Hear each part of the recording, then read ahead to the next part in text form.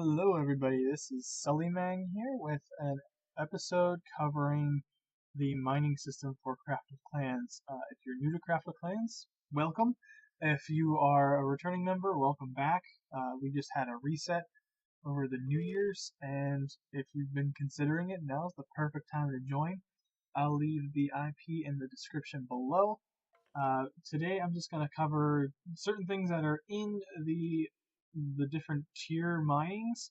The one it's 1 through 10 currently. Eventually it'll be up to 20. Um, and more importantly, what each of them sell for, and maybe a couple tips here and there on how you should focus your efficient mining. So over here, we're obviously going to start with tier 1, which is perfectly free for you to use. And in the tier 1 system, you have farm, mine, and wood, and also a place to get some food. Um, so let me get into. Oh, there we go. Had a little bit of a lag. I'm good. It's on my side. It's not your side. So in the tier 1 mines, we have these 4 items: uh, cobblestone, redstone, coal, glowstone, dust, and the way that they are being sold in the shop. So you turn them in to the sell NPC. If you're confused, make sure to do the tutorial when you first join. That really helps a lot. But anyway, you have cobblestone, which will sell for zero point 0.8 gems, redstone, which will sell for 0.3 gems, coal, which will sell for 0.6 gems, and then glowstone, which will sell for 1.2 gems. Uh, my biggest recommendation is don't go focusing on glowstone just because it has more. The glowstone is really there to to light the way. There's really not a whole lot in there to be mining and focusing on it. I would focus more on the cobblestone, just because it's the highest and the most common sitting around in the mines. You can smelt it to get 1.2 gems per stone, but I think at this point it's a waste of time. It's better to just rapidly mine and rapidly mine rather than sitting around and waiting for everything to smelt. However, the redstone and the coal, I highly suggest before selling to convert them into blocks, because the way it works is redstone block will sell for 5 gems, and the coal block will sell for 6 gems. Now, it seems like you're getting maybe less for your buck, but you're really not. Or it might even seem like you're getting more. But you are. So the redstone, the unit price, as in 1 redstone, originally is 0.3, but if you put it in the block form, the unit price is really 0.55. So you're increasing the value of the redstone by just putting it in block form. Same goes for coal. It is originally 0.6, but if you put it in block form, the unit price for it is 0.66. So it's still a slight increase, but it's, you might as well take that extra step. It's just really a quick craft right beforehand, and there's a crafting table right underneath the sell NPC, so why not?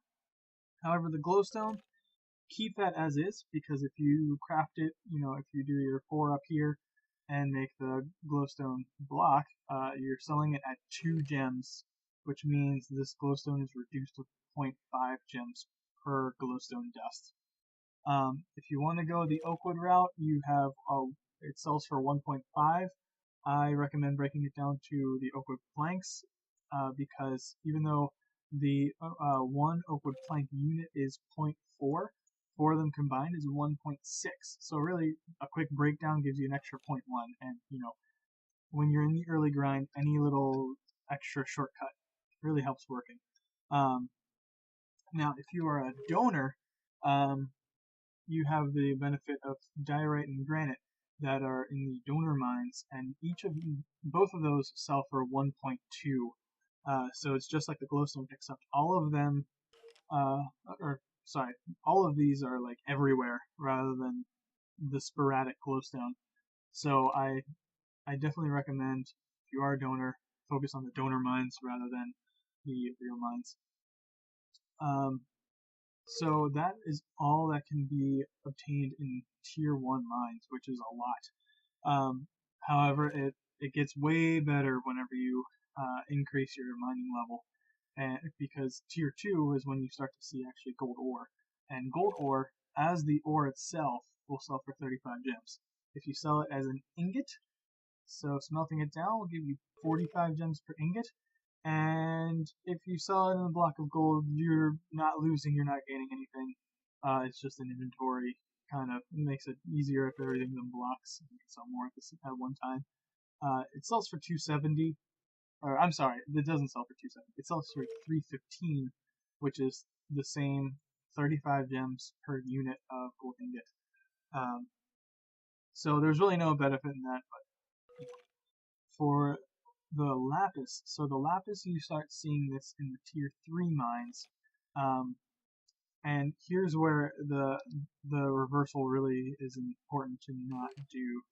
Um, so instead of creating lapis blocks, you want to keep it as lapis because the lapis sells for 3.1 gems per unit, but in block form, it only sells for 0.88 or 0.89 per unit lapis. So I highly suggest keeping it in the lapis form.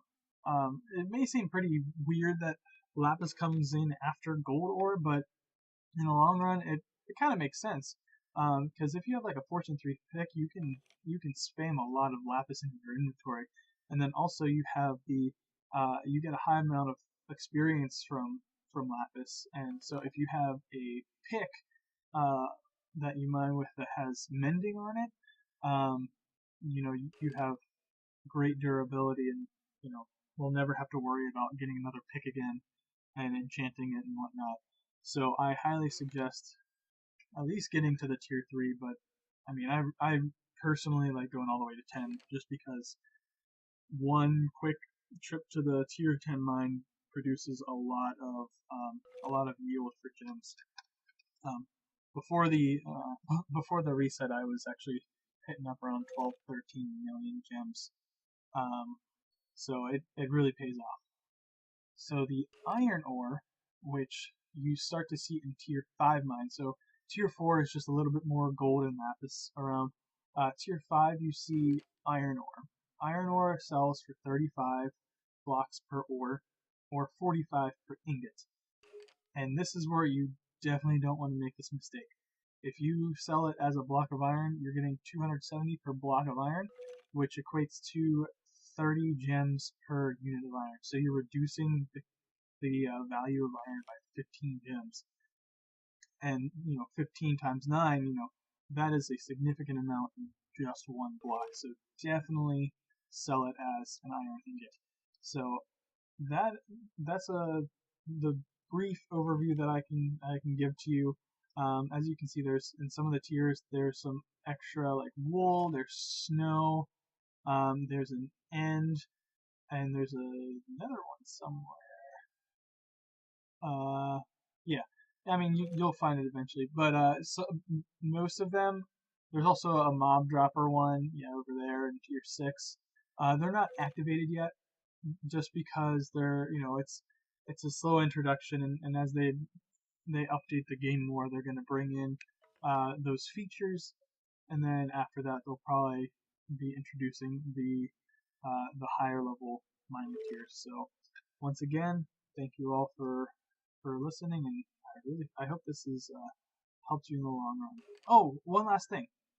So before I go, um, there is the method that I like to use, which would be first spam a lot of mining for a long time until your inventory is basically full with, or your chests at your island get full with iron and gold ingots. And then while you do a large amount of smelting for them, and then do before selling them off, uh, you can grow sugarcane on your island and cover the whole island in sugarcane. And while that's also going, you can also have a small section to do spam farming on the mushrooms. And it might sound weird, but mushroom farming is actually very helpful.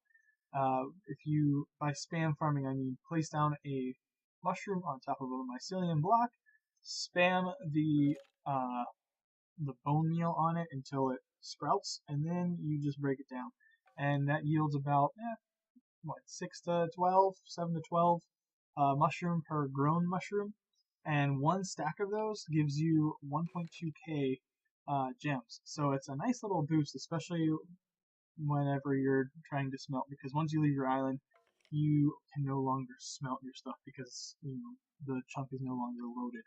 So it's a good way to invest your time rather than sitting around waiting for things to smelt. So with that being said, hopefully that's a little bit more help for you. Again, welcome to the server, and I hope to see you here. And until then, adios.